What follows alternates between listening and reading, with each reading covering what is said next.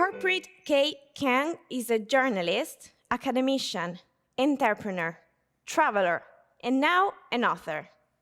She's at heart a mentor and a keen observer of life. She's equally comfortable observing life at both the macro and micro levels.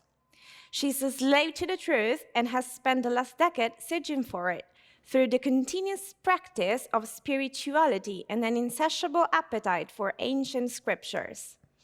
Her new book is entitled I Am, and she's here in connection today with us to introduce her book. Hi, Harpreet, how are you? Hi, Ginevra. Thank you for having me and for giving this platform to the book. Thank you for being here. Listen, what is the book I Am about? Okay. I Am is about each one of us. It's about life as we face it. So let me unpack that a little bit. We all look at morning to night, bunch of things that bother us, trouble us.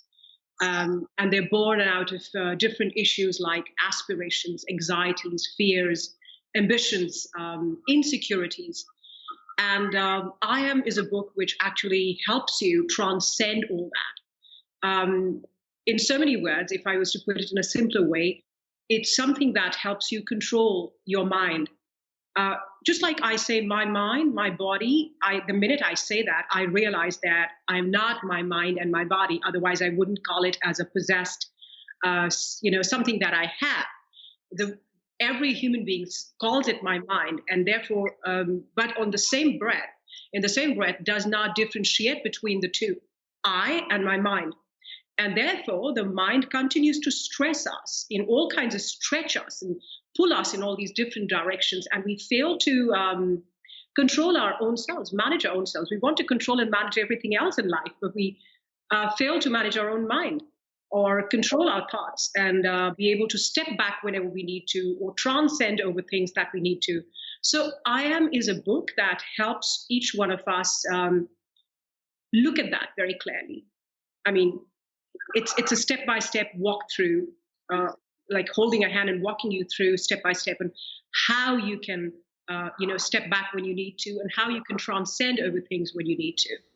Okay, thank you. It sounds really interesting. So why do you think readers should grab a copy of your book today? All right, so this book was written during the lockdown. When the lockdown began, I'm a teacher. I teach at PCTE, which is a group of institutes here. And we've got students from all over the world. There are about 42 countries on the campus. They were stuck up, and a lot of students and a lot of faculty members were depressed. People have been going through a lot.